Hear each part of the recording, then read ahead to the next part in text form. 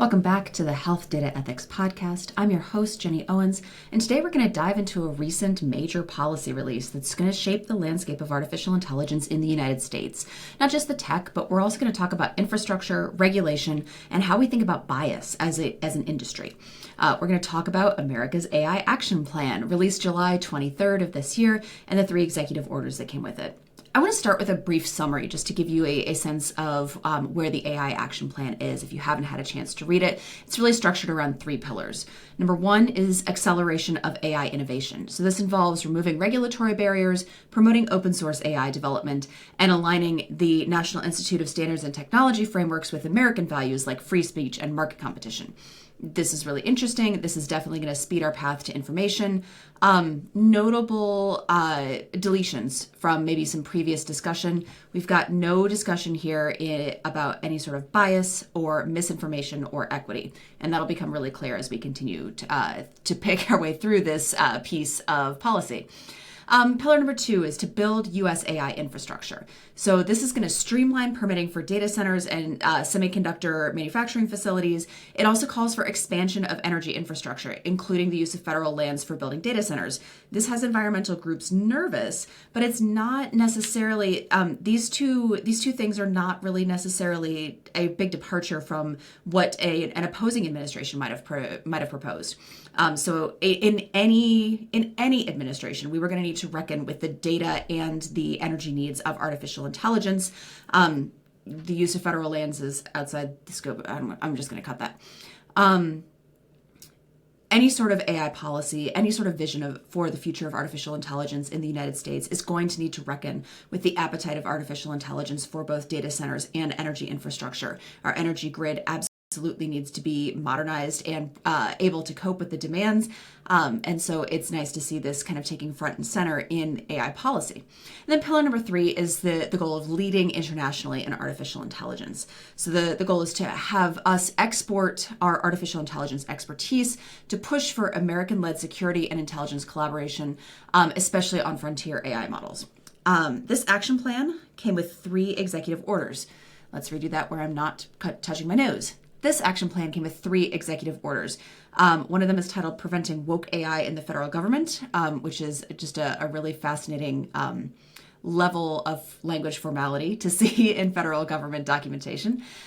This executive order, it says that it mandates ideological neutrality in federal AI systems. And I want to be very careful here. This mandates that the federal government cannot purchase any AI system that has ideological bias. The problem with mandating ideological neutrality that's defined pretty narrowly by this executive order as not including terms like DEI or climate change, this is not going to lead necessarily to models that are more neutral or more transparent. I want to come back to this in a little bit, actually, because this is worth really diving into. The underlying idea is good, is solid. We definitely don't want our AI promoting a particular ideological agenda, especially in the federal government. But banning particular terms is not necessarily the way to do it. This is deeper and more subtle than that. Second executive order was accelerating federal permitting for AI infrastructure. This is going to fast track environmental review for energy and data center projects, and it's designed to make AI infrastructure shovel ready. It does this at the expense of some environmental guardrails. And so, we've got this really fascinating tension between our industry and our desire to protect our public lands. And then executive order number 3, promoting the export of U.S. AI tech, which is really aimed at prioritizing American AI leadership abroad, including preferential treatment in foreign aid, trade deals, and military coordination. So I said we were going to talk more about bias because that anti-woke executive order assumes that the mention of bias or trying to deal with bias is bias itself. And this is not really the case, although it's very easy for it to seem like that when you're being conversational about it. I think a better approach, a more robust approach would be to treat ideological neutrality as a design goal and set up some measurable indicators. So can we make sure that we're capturing whether systems reinforce any sort of existing, like structure? Can we design a metric that will actually measure the neutrality?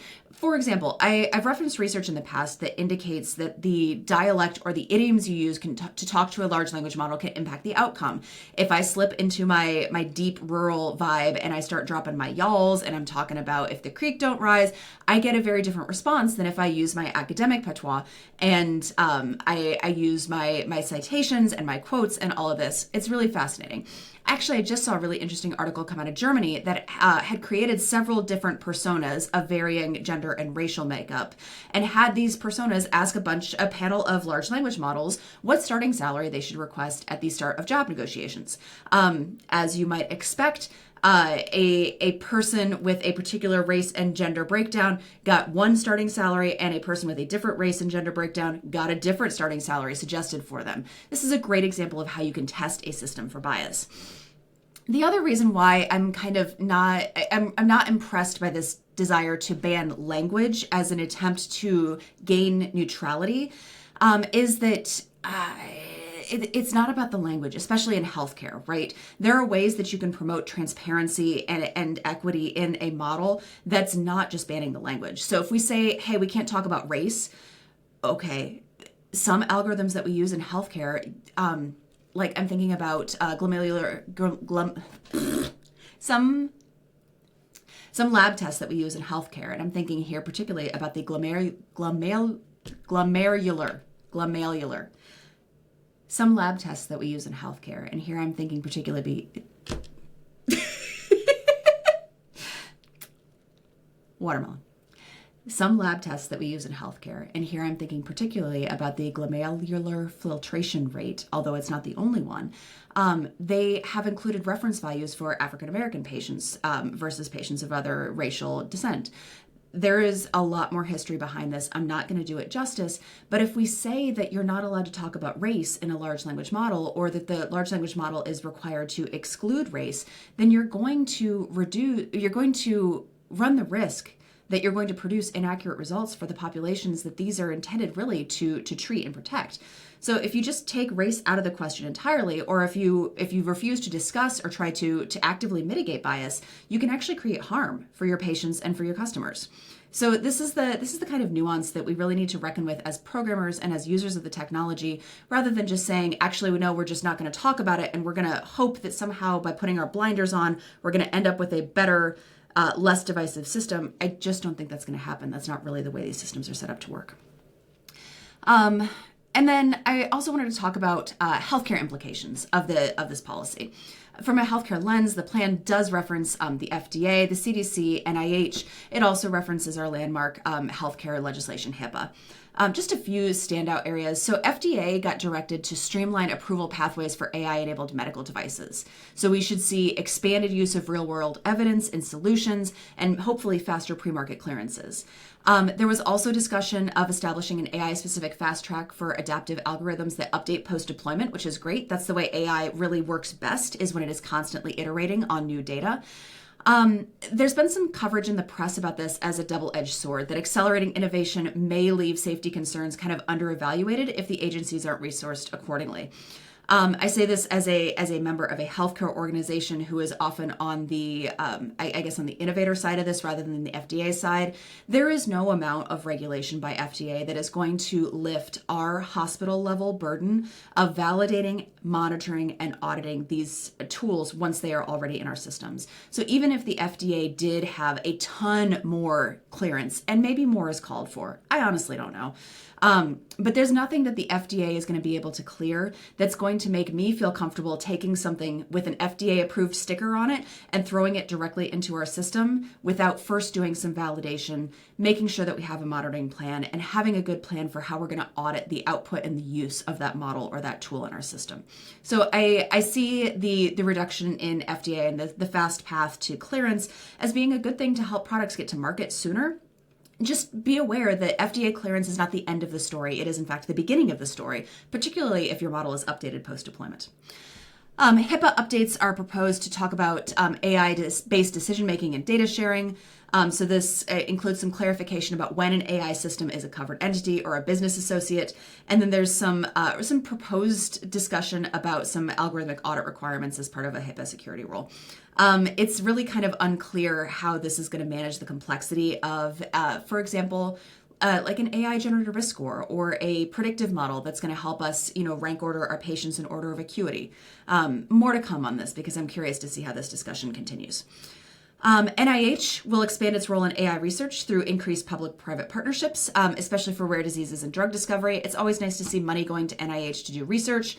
And this is something that is really, really important, right? We can't just have companies pulling models out, doing research, and then, pumping things into our hospital ecosystem, although I do love a good vendor partnership.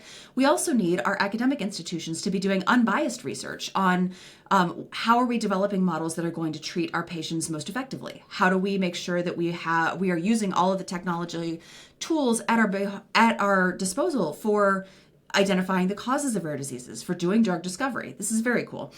There's also potential for new federal funding streams that are tied to explainable and equitable AI in clinical trials, but under the neutrality terms that we discussed previously, we're not going to talk about what equitable means. So more to come on that. I think trying to devise a grant submission that is going to meet these terms is going to be an interesting challenge. I'm going to take that sentence out. There's also potential for new federal funding streams tied to explainable and equitable AI in clinical trials, though I want to note that term equitable is definitely going to raise a few eyebrows given the neutrality and the language provisions that we talked about. CDC is exploring AI for epidemic modeling and pathogen surveillance, but there really isn't a big commitment to saying CDC is definitely going to do this. We're setting out governance guardrails. We're going to engage the community in X, Y, and Z. I think there's a lot of space for CDC to develop in this area. It's really interesting, too. I was just reading an article on Texas that was pioneering what they're calling an AI deregulation zone, but which sounds to me like the AI sandbox that is really called out in the AI action plan, just to kind of trial these priorities. So permitting and regulatory waivers kind of get fast-tracked for partners, and it's being framed as a proof of concept or a sandbox for scaling AI-enabled health and clinical systems. I think the reporting and delivery and transparency around these AI sandboxes, if that's organized at the federal level, is going to be really crucial for building public trust in the output of these areas. So as I was reading through all of this is really fascinating. There's some stuff, there's lots of stuff to chew on here. The really interesting thing is that investment in artificial intelligence, in particular in health artificial intelligence, this is a priority. The guardrails are thin and thinning, which is exactly what you would expect out of an administration that has devoted itself to cutting regulation. That doesn't remove our obligation to make sure that our models are safe and that they are effective, but that responsibility never rested primarily with the federal government anyway. That's on us, the healthcare systems. That's on our individuals to make sure that these things are fit for our use. We want to make sure that we're doing our best to govern our We want to make sure that we're governing our models appropriately. We want to make sure that we're using things responsibly within our own healthcare systems. So what now? If you're in compliance, if you're in governance, let's start mapping out where AI is in your system and where you want it to be in your system, and does it align with the new federal posture? If you're in clinical business or operations, make sure your vendors are building for transparency as well as speed. Do you truly understand the tools that you use? Do you understand the monitoring plan? Do you understand who to escalate a problem to? If you're in policy, let's push for language that it encourages some transparency. Let's make sure that we're not slowing the path to market, but that we are able to build trust and reliability in our systems. I'm not trying to put speed bumps in anybody's way. I just know that if we flood the market with stuff that doesn't work or people don't trust, then we're not doing ourselves any favors. And I think that's what I got. Thank you so much for tuning into this episode. Truly appreciate it. If you have comments on the AI action plan or you want to discuss any of this, drop me a comment. Would love to hear it. Thank you.